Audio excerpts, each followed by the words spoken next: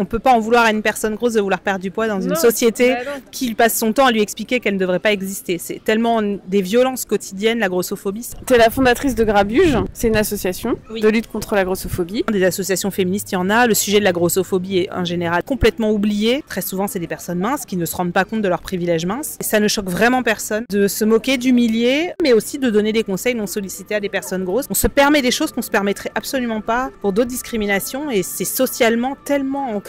Hello tout le monde et bienvenue dans un nouvel épisode de Papote et Popote. Aujourd'hui on est dimanche, il est 16h et je vais aller faire un petit goûter thé avec Solène qui m'a contactée par Instagram et qui est notamment la fondatrice du collectif Grabuge. Donc j'ai hâte de connaître son histoire et qu'elle me partage tous ses contenus anti-grossophobie. Et si vous me rejoignez sur cette vidéo, moi c'est Caroline Appétit Libre sur Instagram et YouTube et je teste des restaurants en compagnie d'invités qui me parlent de leur rapport à l'alimentation. Donc n'hésitez pas à vous abonner si ce sujet vous intéresse. Et puis on va tout de suite retrouver Solène, c'est parti!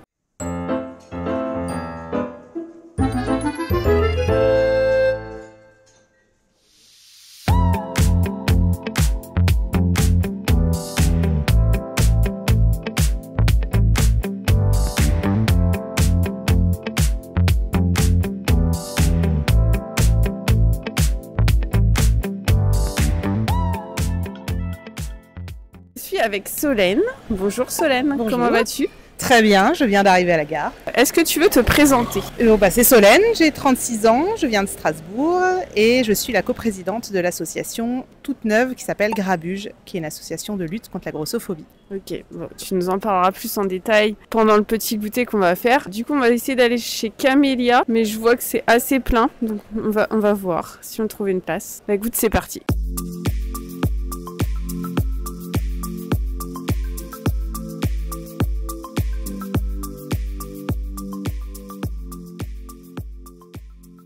Donc Solène, pourquoi tu as choisi ce petit café tout mignon et tout méconnu que je ne connaissais point? Je ne le connaissais pas non plus. J'adore ce quartier en fait.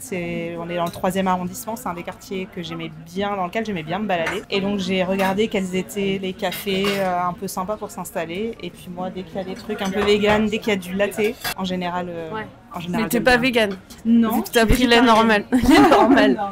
Mais je suis végétarienne. D'accord. Mais effectivement, c'est vrai que j'ai pris avec du lait normal. J'ai encore du mal à passer en lait végétal.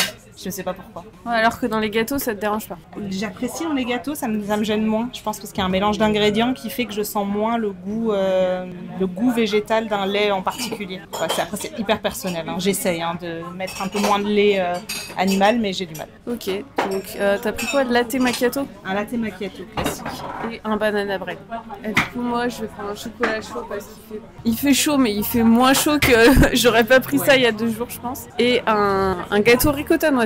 Ça a l'air original. Et du coup, ma première question, c'est comment tu te définis en tant que mangeuse? Alors, c'est une très bonne question. J'ai l'impression, depuis quelques temps, d'être plutôt maintenant une mangeuse intuitive, mais c'est pas encore 100% le cas. Parce que j'ai eu énormément de troubles alimentaires, j'ai fait beaucoup d'hyperphagie, et il y a encore des moments, on va dire, j'allais dire de rechute, et j'ai encore des aliments qui sont triggers pour moi. Donc, je commence à aller dans une voie de sérénité au niveau de l'alimentation. Et ça fait du bien.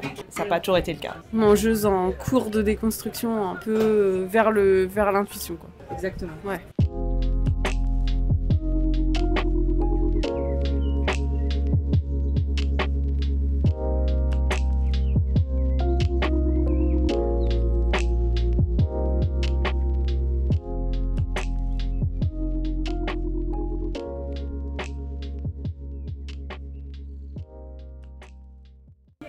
Écoute, n'hésite pas si jamais tu veux goûter, ricotta noisette et café, bon. Ça va, t'as assez de place parce qu'on est un peu ric-rac, on va dire. Ça va. C'est très très intimiste. Ah oui, c'est très intimiste. Du coup, pour rentrer dans le vif, tu me disais que tu avais eu pas mal d'années de troubles alimentaires. Est-ce que tu veux raconter En fait, j'ai surtout grandi dans une famille avec une mère qui était toujours au régime. Donc ça veut dire que depuis l'enfance, moi, j'ai connu uniquement cette normalité-là. Il faut faire attention à ce qu'on mange. Je ne dois pas me resservir. Je ne mange pas pareil que les autres. J'ai jamais vu ma maman manger comme nous à table. Donc j'ai grandi dans un univers des régimes qui était extrêmement fort. Je n'avais pas de problème de poids particulier enfant. enfant, mais j'ai très tôt intégré la notion de pour être belle, il faut rester mince. Parce que c'est la seule normalité que moi j'ai connue à la maison. Donc, dès l'âge de 16 ans, j'ai fait, je crois, j'ai jamais été mise au régime avant, mais j'avais vu enfant un pédiatre avec mes parents qui nous avait donné des conseils un petit peu, j'allais dire, tirés par les cheveux sur comment on est censé s'alimenter. C'était un pédiatre, donc pas spécialisé sur ce sujet-là, qui à l'époque, et ça m'avait marqué, c'est un de mes premiers souvenirs marquants de mon éducation à l'alimentation, qui nous avait dit, mais moi, vous savez, je mange un bout de pain et du fromage tous les soirs pour maintenir mon poids. Et donc, mes parents sont repartis en disant, ok, donc le soir, il ne faut pas ou peu manger. Et donc, j'ai très tôt été dans cette idée-là, et après 16 ans, j'ai commencé à prendre un peu de poids parce que je prenais la pilule, parce que l'évolution quoi. Et du coup j'ai fait mon premier régime alors que je faisais un poids qui était largement normé à une époque aussi où j'ai grandi moi dans les années 2000, donc on va dire que les représentations que j'avais étaient c'était l'époque Jennifer dans Star Academy pour les très jeunes qui te regarderont, mais voilà, on donnait le poids des candidats dans Star Academy et Jennifer avait été mis au régime. On était après Kate Moss, mais encore dans des modèles voilà, même moi qui étais pourtant mince et normée, je ne rentrais déjà pas dans les codes. Et j'ai fait mon premier régime à 16 ans et c'est ce qui a, je pense, déglingué la suite, parce que j'ai fait un régime à une époque où j'en avais pas besoin et à une époque où j'avais un rapport relativement normal à l'alimentation. Et du coup, qu'est-ce qui s'est passé après? Parce que tu vois, j'ai une histoire similaire à la tienne, sauf que moi, je suis passée du côté anorexique. Enfin, aussi, non, j'ai pas une histoire similaire à la tienne, mais aussi à 16 ans, j'ai fait un régime alors que j'en avais pas besoin. Sur justement toutes ces égéries qu'on voyait à la télé principalement, ouais, ça a déglingué mon rapport à l'alimentation et de fait, je suis tombée dans l'anorexie. Donc toi, t'es tombée dans l'hyperphagie. Exactement, mais de manière insidieuse et c'est-à-dire que j'ai pas fait un TCA, j'allais dire classique. À l'époque, les TCA, c'était boulimie, anorexie. Enfin, ce qu'on entendait parler. Moi, le mot hyperphagie, je l'ai appris hyper tard. Je me rendais pas compte que je rentrais dans des processus de restriction. Donc, je m'empêchais de manger certains aliments. J'avais des moments où je lâchais prise. Entre guillemets, du perdu pour perdu, je vais me mettre à manger plus qu'il n'en faut à un moment donné parce que je m'autorise un repas à un moment donné. Mais ça s'est installé au fil de l'eau, ce qui fait que ça se voyait pas quand on me regardait manger. On n'avait pas le sentiment que je vivais quelque chose au fond de moi, c'est-à-dire... Tu faisais en cachette ? Je mangeais un petit peu en cachette. Je faisais... Alors, j'ai dans ma famille, donc j'ai aussi ma sœur qui a développé de l'hyperphagie comme moi. Elle de manière un peu plus forte parce qu'elle se cachait pour mangeait peu à table. Moi je mangeais à table mais je mangeais au-dessus, c'est-à-dire que je me resservais beaucoup et j'écoutais absolument aucun de mes signaux et si j'aimais quelque chose c'était obsédant pour moi. Je me disais j'en ai maintenant donc je vais vraiment le manger jusqu'à ce que j'en sois mal, mais j'étais à table devant les autres, je le faisais pas en cachette. Tu faisais tes crises à table plutôt. Plutôt à table. Après, il y avait quand même des moments où dès que j'ai commencé à être un peu plus étudiante, donc mes parents plus à la maison, ils achetaient plus ils achetaient plus les repas, c'était moi. Là, oui, j'ai commencé à avoir des moments où j'achète mes paquets de gâteaux préférés, je les mange en un temps record, et donc je ne les achetais pas. Enfin, j'essayais de ne jamais les acheter. Et quand je les achetais, ça devenait un moment où vraiment je me lâchais dessus. Mais j'arrivais encore à m'arrêter. Tu n'avais pas de façon de compenser en fait. Pas particulièrement. En tout cas, il n'y avait jamais rien qui était...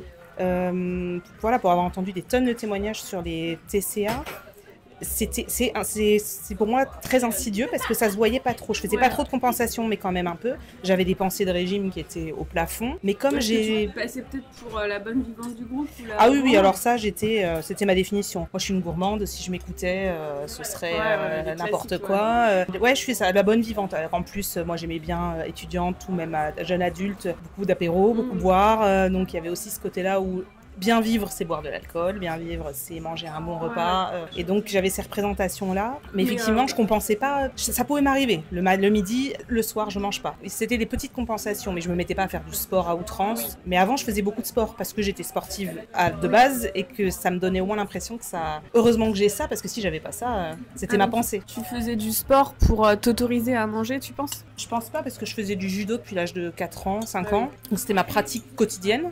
Mais je pense que dans ma tête, je me disais, heureusement que j'ai ça, parce que si j'avais pas ça, et je pense que j'ai grossi à un moment où j'ai dû, pour mes études, lâcher un peu la partie sport, j'avais plus le temps. Et donc mon corps, n'avait plus sa compensation naturelle, et c'est là que je me suis rendu compte que il en fallait si je voulais conserver un poids normé, correct, acceptable, exactement. T'as dit un truc, je sais pas ce que t'en penses, mais moi, quand j'entends quelqu'un dire ce genre de phrase, moi, si je m'écoutais, tape 3 petits points, je mangerais, Et ces gens-là, souvent, sont catalogués de bons vivants ou de gourmands. En fait, je pense que les vrais gourmands, les vrais bons vivants, ils ont pas ce genre de phrase. Enfin, je sais pas, je trouve que cette phrase, elle est assez symptomatique d'une restriction cachée derrière, qui ne peut être que cognitive. Peut-être que la personne, finalement, elle a son quota de calories normal dans la journée, tu vois. Mais je pense qu'elle a un espèce de truc qui fait qu'elle veut contrôler quand même, qu'elle se dit qu'elle fait pas comme il faut. Je sais pas ce que t'en penses. Bah, je suis d'accord, mais moi j'ai surtout l'impression que c'est la phrase que j'ai le plus entendue dans ma vie de tout le monde. C'est-à-dire que pour moi, où j'ai le sentiment qu'on a tous et toutes une relation troublée à l'alimentation, même si c'est très très petit, même si c'est parce que j'ai plein de gens autour de moi que j'ai l'impression que ces personnes mangent de manière elles ont l'air de s'écouter, mais en fait, quand on creuse un peu, il y a des pensées de régime. Il y a des « je veux pas manger trop de ci », je fais attention à pas manger ça. Et si je m'écoutais, je me lâcherais. Enfin, et donc, je me dis, finalement, ces gens qu'on voit manger, pas se resservir, qui ont l'air avoir un très bon rapport à leur alimentation, en fait, quand on creuse un peu, c'est pas le cas. Et comme il n'y a pas de vrai trouble, c'est-à-dire que les gens pensent qu'un trouble alimentaire, on est forcément avec des images qui sont terribles, que les gens s'imaginent, donc ils disent ça peut pas être, moi ça me concerne pas, moi je fais juste attention. En fait, la phrase je fais attention, je pense que c'est la phrase que j'ai pareil le plus dit et auquel j'ai le plus entendu dans ma vie, c'est je fais attention. En plus de si je m'écoutais, je ferais n'importe quoi. Et je fais attention, à chaque fois je me dis mais on fait attention à quoi? Enfin, l'alimentation est un danger, on grandit avec cette phrase de se dire je fais attention comme s'il y avait un danger imminent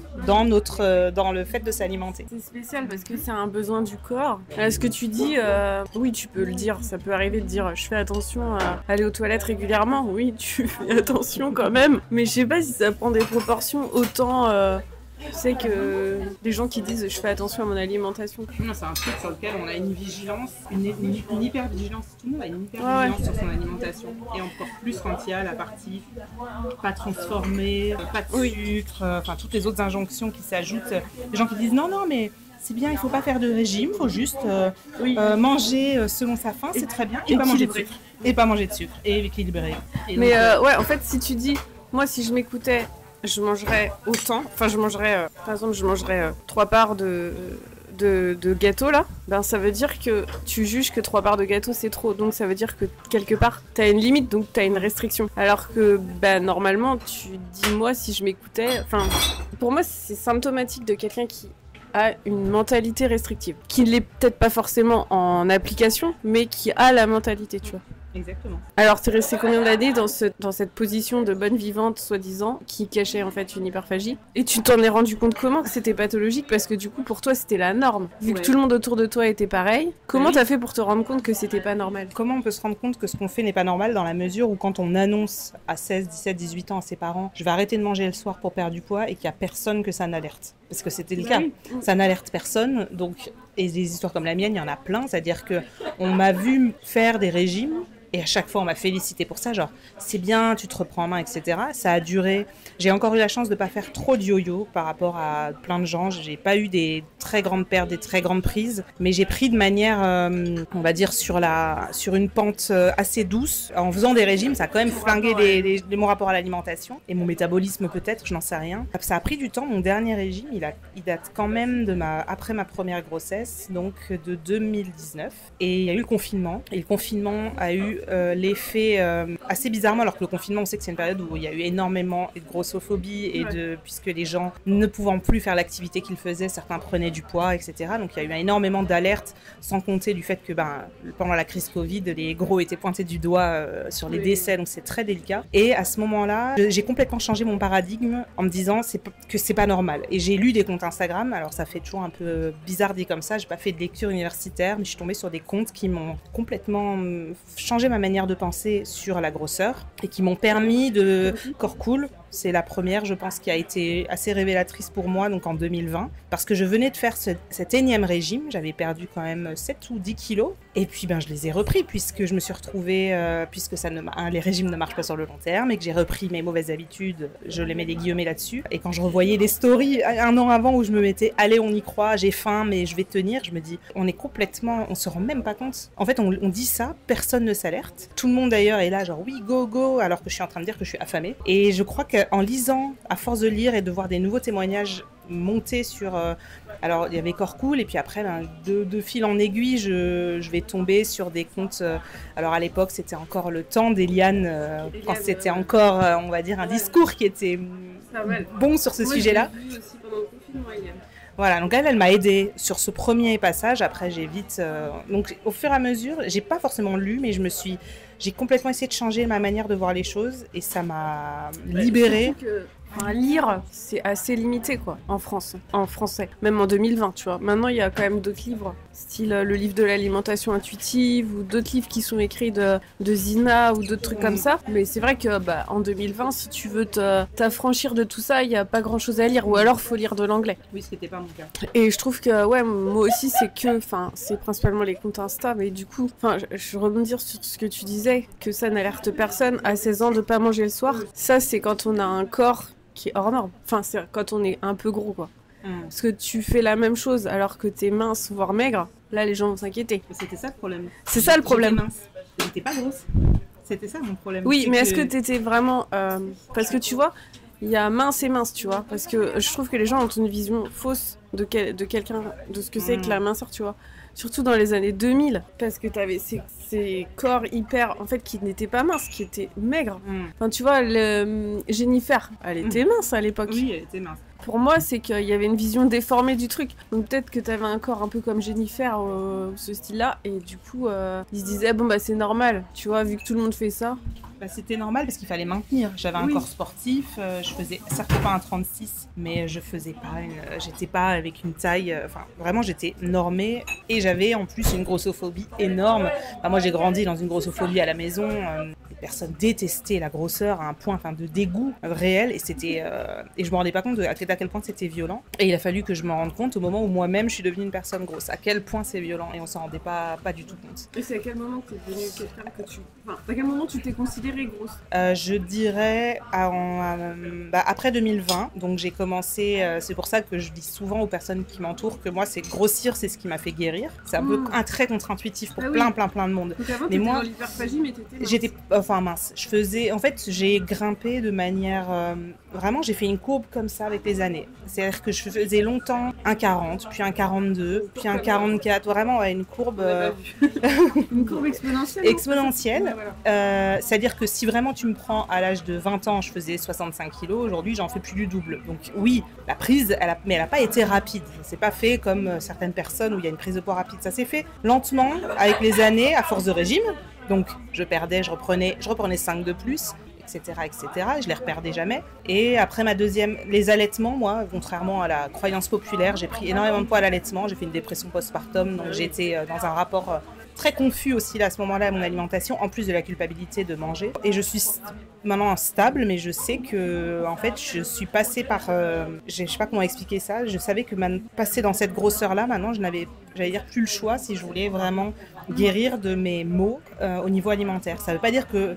Parce que du coup, extérieurement, les gens pensaient que je me lâchais. Ils disaient, ça y est, du coup, comme tu veux plus te faire de régime, tu manges n'importe quoi. Et ils ont du mal à comprendre que s'ils étaient vraiment dans mon assiette pendant une semaine, ils verraient que c'est pas le cas. C'est que maintenant, à force d'années de privation, d'années où j'ai privé mon corps, mon métabolisme aujourd'hui, il fait que, comme on dit qu'il y en a certains, ils peuvent facilement manger plein de choses et pas me grossir. Moi, c'est plus mon cas. Et donc, j'ai regrossi parce que tout simplement, j'ai arrêter de faire des privations, et je me suis libérée d'énormément de choses. Et en plus de ce travail sur l'alimentation, il a fallu opérer le deuxième travail qui va pour moi avec, qui est celui que je fais là maintenant depuis 1 an, 2 ans, de la lutte contre la grossophobie, puisque c'est intrinsèquement lié. Les deux, et ça paraissait donc une fois que j'avais réussi à déconstruire plein de choses sur l'alimentation, il a fallu déconstruire aussi toutes mes pensées grossophobes pour pouvoir, on va dire, totalement me libérer entre guillemets. En fait, je trouve ça un peu illusoire de vouloir guérir d'un TCA sans adresser la grossophobie, puisque c'est quand même ça qui fait que, en fait, l'alimentation c'est la partie émergée de l'iceberg. Déconstruire le fait que le sucre n'est pas une drogue, etc. Moi personnellement, peut-être il y en a. C'est assez rapide. Par contre, déconstruire la grossophobie, ça c'est du lourd. Enfin, ça, je trouve que ça demande... Alors, peut-être qu'il y en a, c'est pas leur cas, mais moi, je trouve que c'est vraiment ce qui est le plus profond, en fait. C'est la racine, en fait. Oui, c'est la racine du mal. Finalement, l'alimentation, on s'en tape. Enfin, finalement... Pourquoi on contrôle l'alimentation ? On contrôle l'alimentation uniquement dans la peur, parce qu'on a peur de grossir. Alors, je veux bien qu'il y ait quelques personnes qui le font parce qu'elles ont des problématiques de digestion, des problématiques d'aliments supportés, non supportés, qui peuvent ne pas avoir le choix. Mais voilà, quand c'est fait, c'est-à-dire que là où j'ai compris les choses, c'est quand je suis passée végétarienne, j'ai supprimé la viande, le poulet, la viande, toutes les viandes animales, pas le poisson, j'ai encore un peu du mal, on va dire pesco-végétarienne. Et je me suis dit, par contre, vu que j'ai une alimentation et que je sais que je peux avoir une alimentation troublée, je ne vais pas m'en priver si je sens que j'en veux. Je ne veux pas m'ajouter de troubles dans mes valeurs. Et en fait, le fait d'avoir arrêté la viande par valeur personnelle, non pas parce que je vais arrêter la viande pour ma santé ou pour... Tu voulais arrêter pourquoi ? Je l'ai arrêté par éthique écologique, par éthique envers les animaux. En fait, mon compagnon a commencé avant moi. Et donc, au début, j'étais là, ok, c'est ton choix. Puis en fait, à force de cuisiner végétarien à la maison, je me suis mise à m'y habituer, exactement. Et à la fin, il y a quand même une réalité physique, c'est que quand tu manges plus de viande, le jour où tu en remanges, ton corps te rappelle que tu manges plus de viande. Donc, tu ne digères plus à un moment donné les produits animaux, viande rouge en particulier. Et en gros, j'ai pas de manque, je n'ai pas de restriction sur la viande. Je me mets pas à m'acheter, je vais pas dans un resto de carpaccio à volonté pour compenser mon manque de viande. C'est rentré dans mon système de valeurs et je le fais par raison éthique, mais je me suis toujours laissée, par exemple, j'habite en Alsace et les tartes flambées là-bas c'est la base. Moi, c'est ça que je peux pas. Je suis pas très attirée par tout ce qui est pièces de viande, etc. Mais il y en a tellement partout de la viande dans les spécialités, tu vois, même une quiche Lorraine ou des pâtes carbo ou je sais pas, tu vois, un truc comme une pizza avec un tout petit peu de jambon dessus. Ça va. Du coup, les tartes flambées, on les mange végétariennes quand je suis avec mon compagnon. On ne demande juste pas de lardon. Ouais. Et si je suis seule avec des amis et que j'ai pas envie de me prendre la tête, je vais en manger. Je sais qu'après, je vais devoir prendre un citrate de bétaïne et puis c'est pas grave. J'ai profité de mon moment en fait. Il y a un moment où c'était plus important d'être dans un moment où je suis bien, de manger avec mes amis, de profiter de ça. Mais j'essaye, on va dire 95%, 97% de mon alimentation, elle est végétarienne, ça me convient très bien. Et du coup, tu manges des œufs et des produits laitiers. Voilà, je suis pas végane, je mange pas d'animaux morts et encore je mets une nuance puisque je mange encore un peu de poisson quand je suis en extérieur et que le plat végétarien en resto par exemple ne me convient pas parce que les restaurants sont pas toujours très doués pour faire des plats végétariens qui soient autre chose que du risotto aux champignons ou une salade composée. À Paris, t'as le choix. À Paris, oui. Mais à Paris, franchement, il y a des super trucs. Les meilleurs restos, je trouve, c'est végétarien parce que je trouve qu'il du coup, il y a de la recherche, tu vois. Ils se cassent la tête à faire des trucs. Exactement, ils sont obligés de trouver et d'être beaucoup plus imaginatifs parce que la viande n'est pas le truc au milieu avec sa sauce sur son lit de féculents et de petits légumes. Là, il faut réfléchir autrement. C'est ce qui me plaît d'ailleurs et c'est pour ça que la cuisine végétarienne, quand c'est dans des très bons restaurants et même vegan, il y a encore une imagination encore au-dessus et vegan. Moi, je me souviens on avait un restaurant à Strasbourg qui a malheureusement fermé. C'était le seul restaurant où je mangeais très bien et j'étais pas lourde. Il n'y avait pas de lourdeur post-restaurant. Normalement, quand on fait un resto, qu'on mange hors de ses habitudes alimentaires, je trouve que parfois c'est le côté digestif qui peut rentrer en ligne de compte. On sent que c'est pas le même genre de sauce que tu fais chez toi. Même si t'as pas trop mangé, t'es un peu lourd, tu digères pas très bien. Alors qu'un resto vegan, j'ai jamais eu ce problème-là puisqu'on enlève en général tous les produits un peu. Tu peux faire du vegan pas léger, quoi. C'est pas léger au sens calories ou quoi, c'est léger dans la digestion. C'est-à-dire que par contre c'est riche, il y a des huiles dans les gâteaux, mais c'est léger dans le digestif, c'est-à-dire que c'est quand même les produits animaliers. Je dis ça, je bois un café avec du lait. Moi j'ai jamais eu de souci à digérer ça, mais après ça c'est moi c'est personnel à ce niveau-là, mais du coup c'est vrai que c'est très agréable. Les pâtisseries, ils faisaient des pâtisseries incroyables. Les pâtisseries, elles restaient, elles se digéraient toutes seules. Et je sais que plein de gens me disaient ça en me disant putain c'est fou, j'ai mangé, on sent que c'est riche, que il y a du bon gras, mais derrière c'est plus léger. Après voilà, c'est pas léger pareil. Moi là, quand je parle de léger, surtout pas, je parle pas de la calorie. J'en ai rien à, ça rentre pas dans ma ligne. Le vrai léger de la cuisine, pas le léger de la diététique. Exactement. C'est vrai que quand on dit léger, les gens pensent healthy. Et souvent la cuisine végétarienne et végane est très souvent associée au côté santé. Alors peut-être que parce que certains produits sont moins transformés et encore j'en sais rien. Le problème quand on pense en termes de santé, c'est que du coup c'est forcément pas calorique. Mais en fait tu peux faire du vegan junk food. Enfin, il y a aussi des concepts. Hein. Burgers ici, c'est ça. Vegan. T'as des burgers hyper transformés avec des fausses viandes qui sont pas forcément des produits bruts, quoi. Mais bon. Et du coup, tu disais donc que tu t'es mis des restrictions et que tu vois la différence avec une restriction qui concerne uniquement le poids. Enfin, qui concerne le poids. Et comme je disais, autant j'ai pu faire des orgies de sucre, autant j'ai jamais fait d'orgie de viande en arrêtant la viande. Je l'ai arrêté déjà progressivement et je l'ai pas arrêté, je l'ai arrêté absolument sans, ça ne m'a pas manqué particulièrement et je sais que si un jour j'en avais envie, je me l'autoriserais. Mais l'envie ne vient plus. Je sais pas comment expliquer ça, mais Mais du coup, je vais faire le hater de base. Oui, ceci démontre que le sucre est une drogue. Qu'est-ce que tu réponds à ça du coup? Parce que c'est vrai que tu dis, je me prive de viande, ça me donne pas des cravings de viande. Je me prive de sucre, ça me donne des cravings de sucre. Alors c'est quoi le... C'est vrai qu'on peut se demander quand même. Oui, c'est vrai, j'avais pas pensé, j'avais pas vu les choses comme ça. J'ai pas d'explication. J'aime bien chercher la petite bête. Mais t'as raison, mais je n'ai pas d'explication tangible. Mais j'ai envie de dire que justement, le sucre aujourd'hui... moi, c'est plus un sujet et j'ai plus de craving de sucre parce que je l'ai complètement intégré et accepté dans mon alimentation. Aussi parce que j'ai arrêté d'en faire un aliment justement qui soit obsédant, contre lequel je lutte. Et à partir du moment où j'ai arrêté de lutter contre le sucre, et alors pareil, c'est ma vie, mais ma manière de voir, mais j'ai 3 fois moins de fringales sucrées qu'avant. Puisqu'en fait, à partir du moment où mon sucre il est autorisé comme je veux, je me suis rendu compte à quel point je n'ai plus autant besoin de dessert, par exemple à la fin du repas qu'avant, parce que je suis là, en fait pas maintenant, peut-être plus tard. Et c'est intégré dans mon alimentation, j'ai arrêté d'en faire quelque chose j'ai arrêté d'en faire une obsession. Mais peut-être parce que le sucre aussi c'est un des constituants, c'est un truc qui est primordial, tu vois, dans l'alimentation. Enfin, c'est ton carburant, donc alors que la protéine, oui, elle est remplacée. Je mange d'autres protéines. Ouais, c'est ça. En fait, j'ai arrêté la viande, mais là j'ai pas arrêté la protéine. T'as pas arrêté la protéine, c'est ça. Donc je pense que c'est pas possible. Enfin, après t'en as qui font des régimes cétogènes et qui disent qu'ils vont très bien pendant des années, mais moi j'en doute. Ils sont pas leur corps il est un peu en mode cétose, donc ils peuvent pas être en fonctionnement optimal. Enfin, c'est mon avis, mais ouais, je pense que c'est ça en fait. C'est que du coup tu manges pas de viande, mais tu manges quand même des protéines. Mais en fait on pourrait te dire oui, bah alors du coup remplace par des fruits ou des trucs comme ça. Mais je pense que c'est parce qu'on occulte la dimension émotionnelle de l'alimentation. Et que du coup, tu manges pas que des protéines, des glucides, des lipides. Tu manges aussi des aliments qui t'évoquent des choses, qui te rappellent, qui te procurent du plaisir ou qui te rappellent des souvenirs ou qui te font découvrir des choses, je sais pas. C'est enlever la dimension effectivement émotionnelle dans l'alimentation et en fait, on a trop normaliser le fait, tous les délires de nourriture doudou, de manger ses émotions, etc., comme si c'était une mauvaise chose. En fait, moi, je pense pas que ce soit une mauvaise chose de, entre guillemets, manger les émotions.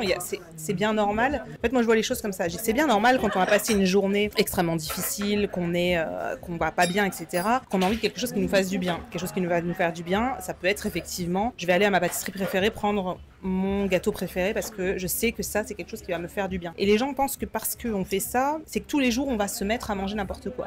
Plutôt que de prendre le problème... On va peut-être regarder une série, par exemple. Par exemple. Mais aussi, on peut se dire, est-ce que c'est normal de rentrer tous les soirs chez soi en n'étant pas bien? C'est-à-dire qu'il y a toujours ce côté où les personnes vont pointer le comportement sans se dire, mais peut-être que c'est pas le comportement le problème. Enfin, c'est pas le fait de réagir sur ce comportement. Le souci, c'est pourquoi est-ce qu'on en est tous les jours à rentrer le soir en étant au bout de sa vie et de devoir se dire, j'ai besoin de me faire un pot de glace tous les soirs. Et ben, le problème, c'est pas le pot de glace. Le problème, c'est qu'est-ce qui fait dans ma vie actuellement qui fait que tous les jours, je suis pas bien au point de manger un pot de glace. Donc, le côté nourriture-émotion, c'est ce qu'eux, ils disent tous, mais travailler sur pourquoi je suis mal tous les soirs en rentrant. Et le problème, c'est pas mon comportement alimentaire. Mon comportement alimentaire, il est uniquement symptôme de... Et c'est, voilà, il y a une récurrence, mais mais de temps en temps, qui n'a jamais eu envie... Enfin, c'est normal d'avoir envie, et puis des fois ça peut être du sucré comme des trucs salés, de se dire genre, là ce soir j'ai envie de me manger ça en particulier et écouter à un moment donné ce qu'on a envie de manger. Moi je trouve qu'on n'insiste pas aussi assez sur le truc de l'alimentation émotionnelle, que l'alimentation émotionnelle c'est aussi dans le cadre d'émotions positives. Quand t'es content ou que t'as un truc à fêter, je sais pas, t'as envie de fêter avec de la nourriture en fait. Je sais pas, moi c'est ce qui rassemble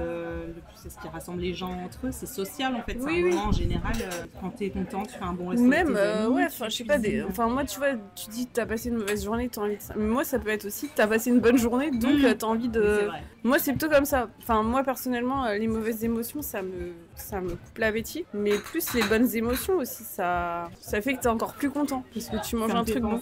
À chaque fois, ma sœur me disait ça une fois, mais j'avais remarqué ça aussi. Les gens disent toujours qu'on est toujours mince quand on est célibataire et on est toujours gros quand on grossit quand on est en couple. Bah oui, et donc, c'est une mauvaise chose. À chaque fois, c'est perçu comme quelque chose de mauvais. Je dis, mais en fait, c'est juste que tout d'un coup, on est heureux. On partage des beaux moments et peut-être on lâche prise aussi. Et comme bien sûr évidemment grossir est perçu comme un échec, forcément on en parle avec dérision. Mais et ma sœur me faisait toujours la réflexion. Elle a dit en général quand je suis heureuse en couple, je suis grosse et j'avais envie de dire. Et donc, enfin je veux dire grosse déjà, elle est pas grosse mais je suis là et donc le fait tout d'un coup de partager des bons moments avec sa moitié, de faire des bons repas ensemble, et ben oui peut-être que c'est un moment positif. Mais comme grossir est de toute façon vu comme quelque chose de négatif, à partir du moment où on grossit, même si c'est pourtant pour d'excellentes raisons, je suis en couple, je vais mieux dans ma vie, tout d'un coup et donc ce que je disais grossir, moi c'est guérir. J'ai une alimentation que j'estime aujourd'hui plus je mets encore les guillemets saine, dans le sens où elle correspond, j'ai gagné un temps de charge mentale, de ne plus me préoccuper de savoir ce que je devais ou pas manger, comment le manger. C'est un gain de temps qui est incroyable de ne pas avoir à se préoccuper de ça. Et elle est plus saine parce que j'écoute réellement ce que j'ai envie de manger quand j'ai envie de manger. C'est moins devenu un sujet. Et quand ça devient moins un sujet, ça fait gagner un temps qui est incroyable dans sa journée. De pas réfléchir à chaque fois à l'obsession de « j'ai mangé ci, qu'est-ce que je vais manger ce soir ?» ou « j'ai trop mangé ça, oh là, je sais que là, en bas, il y a mon collègue qui a ramené les croissants. Quelle horreur, faut pas que j'y aille. » Et puis ça va me prendre pendant 1 heure. Moi, c'était ça avant 1 heure à me dire,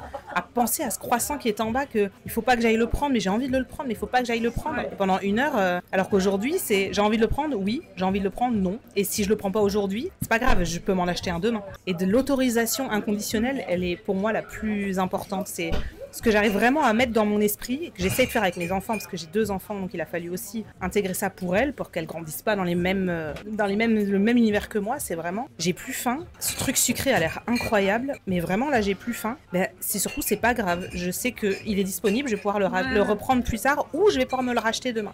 Et à force de me marteler, les M&M's sont finis, mais si tu en veux encore, tu peux en racheter. Il y a un moment où le M&M's, je pense, le M&M's comme plein d'autres choses, on peut citer d'autres marques, j'en sais rien, mais ça n'est plus une obsession. À la fin, je finis par me dire, si j'en veux, j'en achète. Et à force, je me rends compte que ça va, il n'y a pas de sujet, quoi. Mais du coup, le fait d'avoir des enfants, ça t'a pas aidé aussi à voir, tu vois, le comportement intuitif des enfants? Je sais pas si toi, ça t'a aidé. Alors, j'ai pas fait attention pour ma première fille parce que j'étais encore tellement dans mon esprit régime que j'ai absolument pas fait attention à ça. Et quand je disais que j'ai complètement changé mon paradigme, c'est qu'au début, quand j'ai eu ma première fille, j'ai voulu maigrir pour ne pas qu'elle me voie comme une femme grosse. Parce que c'était l'échec et je voulais pas qu'elle ait honte de sa mère.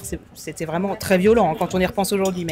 Et c'est jusqu'au moment où j'ai réussi à changer mon paradigme, de me dire non, je veux pas que ma fille grandisse en me voyant malheureuse, au régime, en combat perpétuel avec moi-même. Et donc j'ai changé j'ai changé les choses et ça m'a permis. J'ai appris avec elle parce qu'effectivement je me suis dit mais qu'est-ce que je veux pour elle? Est-ce que je veux qu'elle grandisse comme moi j'ai grandi, avec des messages permanents de être grosse et moche, il faut pas grossir, il faut faire attention à ce qu'on mange, ou est-ce que je veux qu'elle grandisse en me voyant bien dans mes baskets, à l'aise avec moi-même, et que ce ne soit pas un sujet à la maison pour elle, et qu'elle arrive à grandir parce qu'elle aura déjà suffisamment de messages à la con qui vont arriver de la société, de l'école. Donc autant qu'à faire, il faut qu'à la maison le message soit positif. Et c'est ce qui m'a un peu aidé à travailler. Et c'est plus pour ma deuxième fille que j'ai plus observé la partie intuitive. Et effectivement, moi ça m'a abasourdi de voir. Alors nourrissons, effectivement, ils ne se nourrissent que de ce qu'ils ont besoin, ils savent s'arrêter. Et moi je mettais mes filles au sein tout le temps. Elles s'arrêtaient quand elles en avaient envie ou pas envie. Si elles allaient pas bien, elles allaient au sein. Je savais que c'était pour que ce soit du réconfort, pour manger. Voilà, je me prenais absolument pas la tête sur ce qu'elles mangeaient. Et après, je l'ai plus testé quand j'ai commencé à avoir les premiers anniversaires. Ça, les premiers anniversaires et les bonbons, ça a été mes premiers tests grandeur nature de est-ce que j'ai réussi avec ma fille. Est-ce que tu vois les autres? Et tu vois les autres. Et donc j'arrive à ces anniversaires et les premiers anniversaires que tu fais, généralement tu restes. C'est les enfants de 4 ans, 3 ans, 4 ans. Et j'étais avec les autres parents et j'étais la seule à ne pas courir après ma gamine pour qu'elle ne mange pas de bonbons. Et vraiment, je me suis rendu compte Donc ils en achètent parce que les bonbons, ça fait partie de l'univers anniversaire. Et d'ailleurs, ma fille était la seule à ne pas se jeter dessus, comme si, alors qu'on n'en achète jamais à la maison. Hein. Moi, il n'y a pas de bonbons parce que c'est pas un truc que j'achète chez moi. Mais par contre, s'il y en a, les premiers anniversaires qu'elle faisait, elle se jetait, mais pas du tout dessus. Je me suis dit, elle va forcément compenser. Non, elle en prenait, puis elle allait retourner jouer. Par contre, ceux dont les enfants étaient courus après par leurs parents, doucement, fais attention, t'as déjà assez mangé de bonbons, etc. Le gamin, il venait derrière, il prenait des poignées, les mettait dans la poche. Enfin, juste en plus, avec l'esprit de contradiction que peut avoir un enfant, de plus on va lui dire un truc, il va faire l'inverse. Le combo gagnant, les deux, ma fille finalement, en anniversaire, je ne la regarde pas. Et il y a eu une fois, ça a été un peu l'excès inverse. Elle a mangé en excès ses bonbons. Du coup, j'ai pas regardé ce qu'elle a fait, je ne l'ai pas jugée. Elle a été un peu malade. Et pareil, je suis pas venue la voir en lui disant. Je lui ai dit, en fait, par l'expérience, elle le voit, elle le sent, elle a bien compris. Et d'ailleurs, le soir, je lui ai dit, est-ce que tu veux manger ? Tu as le droit, vu que tu as passé un anniversaire, tu n'as pas faim, tu n'es pas obligé de manger à table. Tu t'es bien amusée, elle s'est éclatée. Oui, elle a mangé les bonbons en excès, ça lui arrive quoi ? Une fois tous les 6 mois, quand il y a 2 anniversaires dans l'année. Voilà, j'en ai pas fait une affaire d'état. Et les fois suivantes, elle a compris. D'elle-même, elle s'est dit, bon, ok. Et je lui ai toujours dit, mange, si tu en veux, on les ramène à la maison, tu les mangeras plus tard. Il n'y a pas de problème, ils sont pas interdits, ils seront jamais interdits. Et ça, d'arriver à dire à mes enfants, rien de ce que vous mangez n'est interdit à un moment donné. Genre, allez-y, profitez-en. Pareil, il n'y a pas de moment pour manger une glace, il n'y a pas de moment pour manger quelque chose. Enfin, parce que moi, j'avais des règles à la maison. Les desserts sucrés, c'était que le midi, le soir, c'est que des hors nature. Enfin, voilà, il y avait des règles et que j'ai gardé longtemps. Et là, j'ai dit à mes filles, je dis non, il n'y a pas de règles. Et entre certains aliments sucrés, entre guillemets, qui pourraient être... et des fruits, moi, j'étais la première étonnée de me dire, c'est fou, ma fille a choisi des fruits. Mais parce que moi, ça m'étonne, parce que moi, j'ai pas grandi comme ça, puisque à partir du moment où il y avait quelque chose qui était bon, qui était autorisé, j'y allais à cœur joie, alors que ma fille, non. Il y a de la glace, il y a des fraises, elle va manger des fraises. Parce que...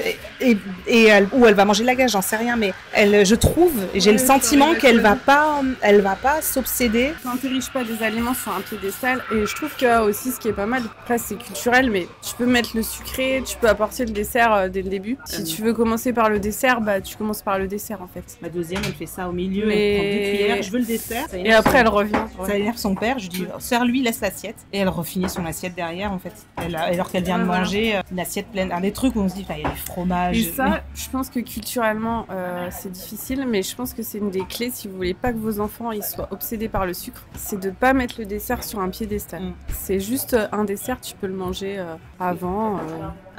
Puis après, de toute façon, ils auront la cantine et tout ça, ils vont bien intégrer les codes de la société. Mais tu vois, je pense qu'à la maison, si tu fais pas du dessert une récompense ou un truc, tu vois, ça change tout sur le sucre. Exactement. Parce que je pense que c'est ça aussi qui dérègle notre rapport au sucre, c'est que dès qu'on est jeune, au plus jeune âge, on a déjà un rapport particulier au sucre. C'est associé à la récompense, au réconfort. Exactement. On a déjà des messages. Ouais. Moi, elle a déjà entendu de la part des grands-parents, de l'école, que de ne pas manger trop gras, trop sucré, trop salé. Quand les dentistes viennent faire à l'école, évidemment qu'elle rentre avec un message et le troisième sur la liste, c'est ne pas manger de bonbons ou ne pas grignoter entre les repas. Oui, elle a déjà suffisamment à l'école de messages comme ça pour, à la maison, dire que ils ne manqueront jamais de rien, dans le sens où il n'y a rien qui est interdit.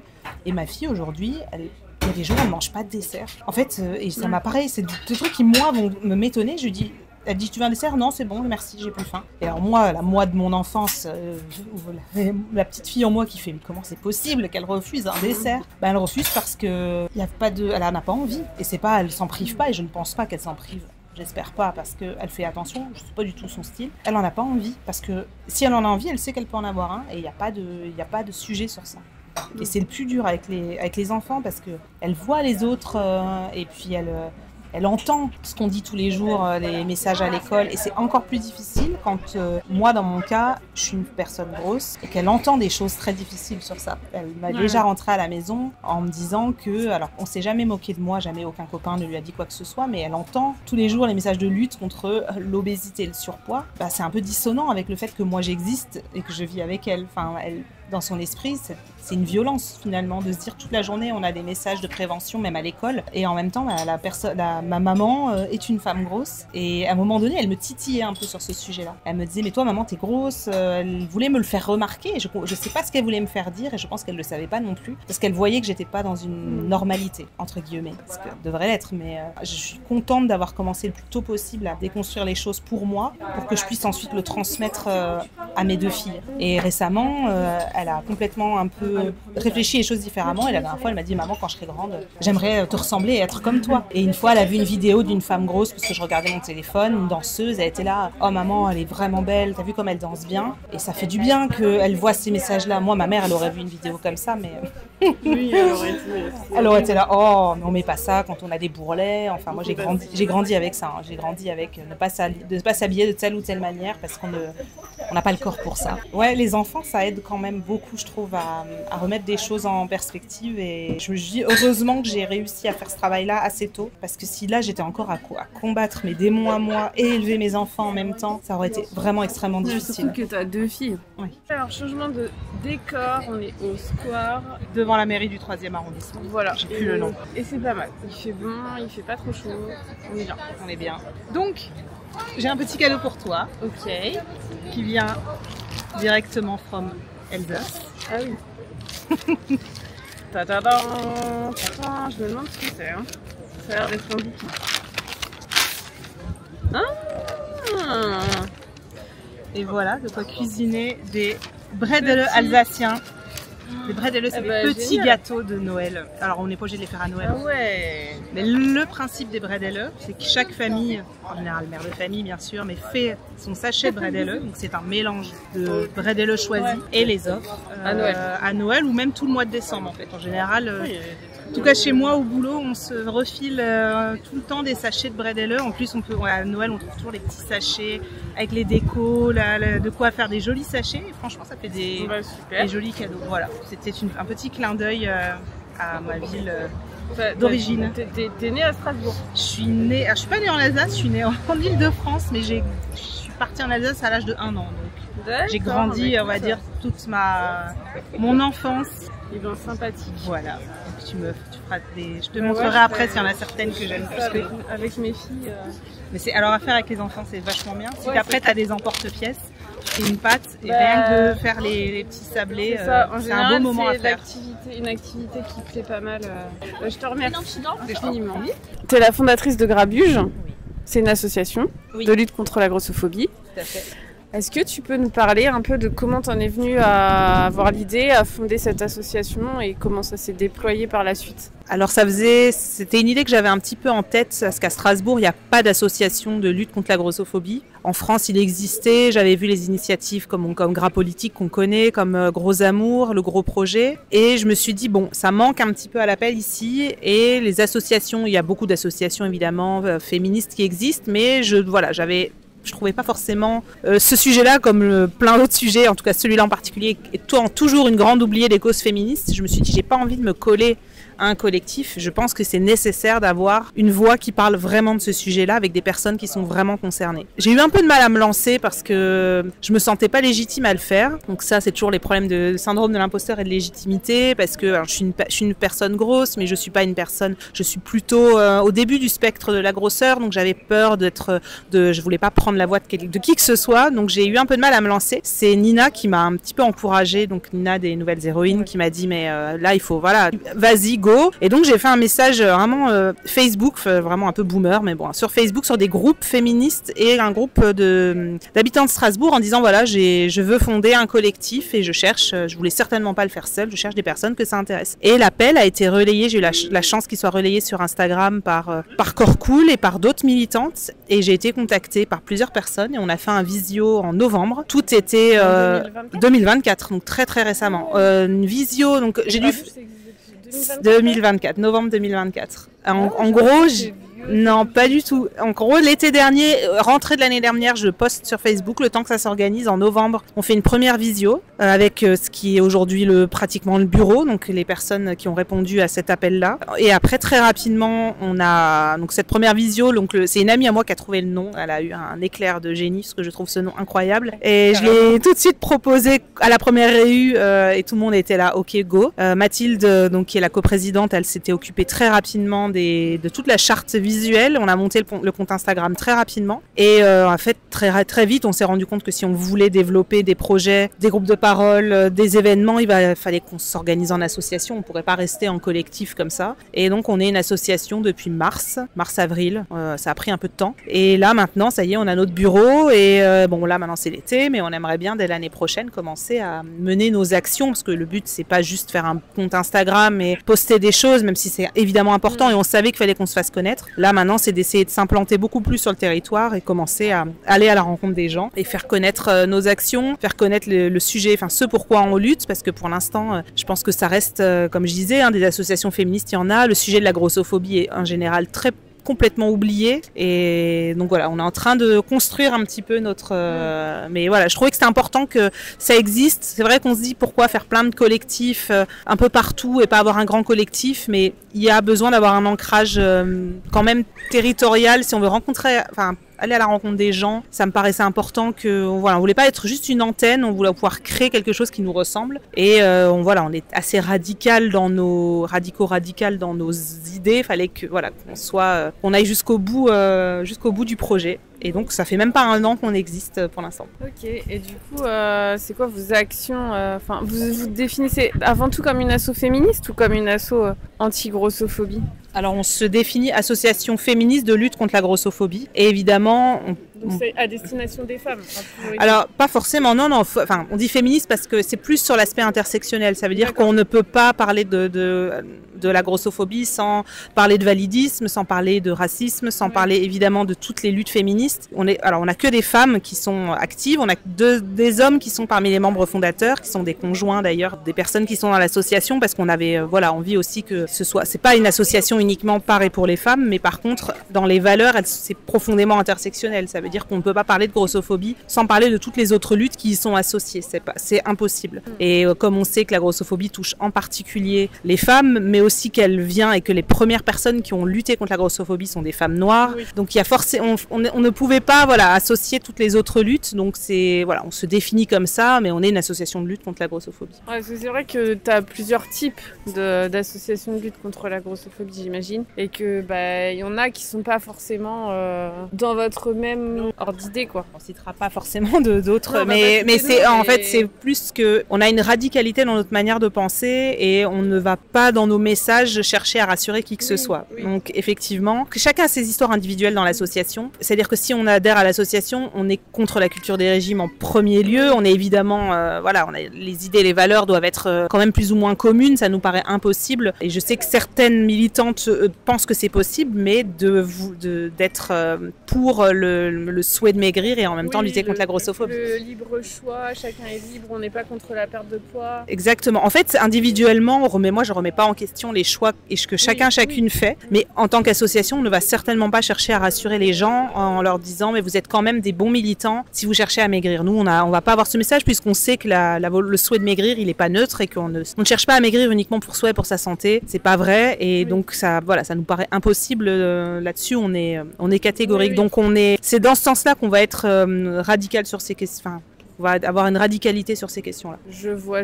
Donc c'est un peu dans la même mouvance que Gras Politique ou ce genre d'assaut, quoi. Oui, exactement. Parce qu'on n'est pas contre la perte de poids, on est contre la perte de poids intentionnelle. Parce que quelqu'un qui maigrit parce que, je sais pas, il a eu un cancer ou il traverse un deuil, tu vois, c'est pas...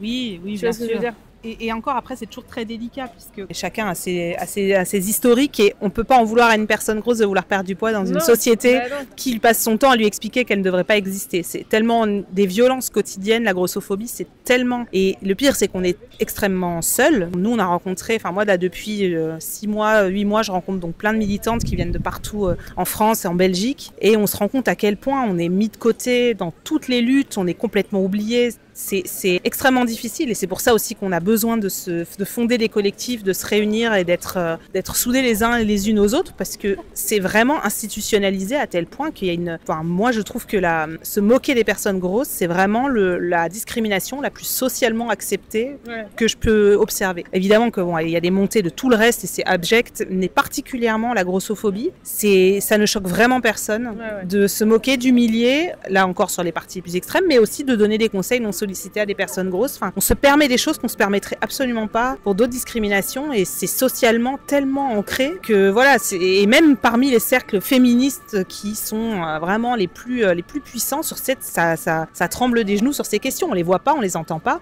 Très souvent, c'est des personnes minces qui ne se rendent pas compte de leurs privilèges minces. Mais pour autant, on n'est pas relayé par ces personnes-là. Quand on leur fait remarquer que là, le propos il peut être grossophobe ou là, par contre, on a besoin de vous parce qu'en ce moment, il se passe des choses et on est seul, on nous entend pas. Alors qu'on sait que de toute façon, ces messages, ils passeront toujours mieux d'une personne mince. Et on le voit dès qu'une personne mince féministe s'empare de ce sujet-là. Elle est félicitée, elle est likée, même par d'autres personnes très connues ou sur le devant parce que, comme d'habitude, on est mieux cru quand ça vient d'une personne qui est mince. C'est ça qui est dramatique. Mais nous, on a besoin de faire entendre nos messages et on aimerait être beaucoup plus relayés et c'est pour l'instant assez peu le cas. On est très très seuls. Et du coup, vous prévoyez des groupes de parole, c'est ça? Oui, alors c'est l'été, donc c'est un peu la pause. Mais là, le but, c'est de pouvoir commencer à proposer de manière assez régulière des groupes de parole. On va essayer de contacter le planning familial, on va essayer de contacter de trouver des lieux à Strasbourg. Avant ça, il fallait aussi on a un compte Instagram qui est très suivi, mais qui est pas forcément suivi par des gens de chez nous. Donc il fallait aussi que là on commence à faire ce travail d'aller dans des petits festivals locaux pour qu'on nous identifie, que les gens sachent qu'on existe. On a été là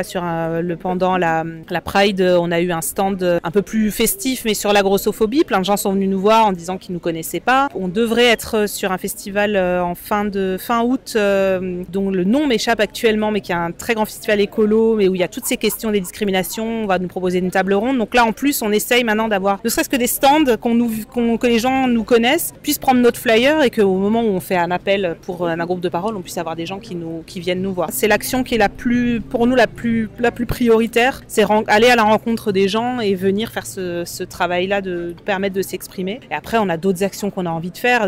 On parlait des tables rondes, mais aussi ça peut être faire un vide dressing de grande taille, ça peut être des choses aussi très festives, s'associer avec d'autres associations locales pour mener des actions ensemble, se rendre visible, continuer de lutter. Là, comme je disais tout à l'heure, donc Strasbourg en partenariat avec Novo Nordisk, avoir une voix qui soit un peu alternative, parce que c'est passé crème, donc nous on lutte évidemment contre ça. On aimerait pouvoir faire de la formation en milieu scolaire, on aimerait pouvoir faire de la formation pour les professionnels de santé, sur l'accueil des personnes grosses. Il y a énormément de choses sur lesquelles on doit travailler. On a besoin de bénévoles aussi, c'est pour ça qu'on n'a pas encore un an. On est en train de construire notre communauté ici, et on a besoin de bénévoles actifs si on veut ne pas se cramer les ailes. Ouais, donc du coup tu cherches des gens qui sont dans la région de Strasbourg. Enfin, vous cherchez des gens. Oui. C'est un truc local. Même si ça a une portée plus.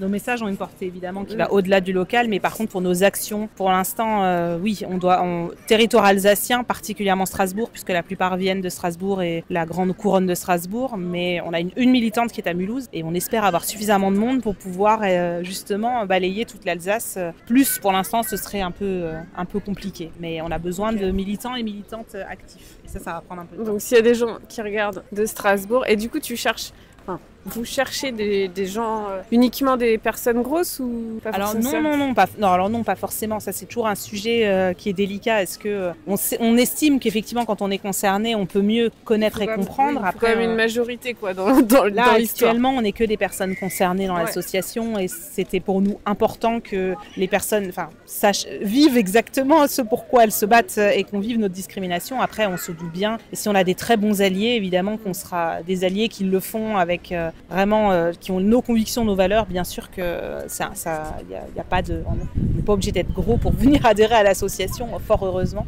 Mais il faut qu'il y ait quand même des personnes concernées qui puissent, qui sachent exactement de quoi elles parlent. Merci beaucoup Solène de ta participation. Merci à toi. De ta visite à Paris, de t'as profité de ta petite escapade parisienne.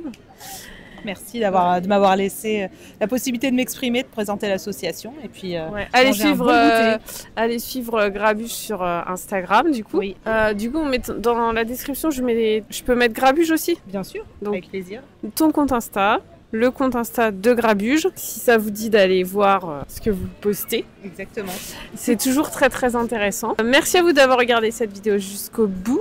N'hésitez pas à la liker, la commenter, la partager, à vous abonner. Et puis on se dit à une prochaine vidéo. Bye bye. Bye.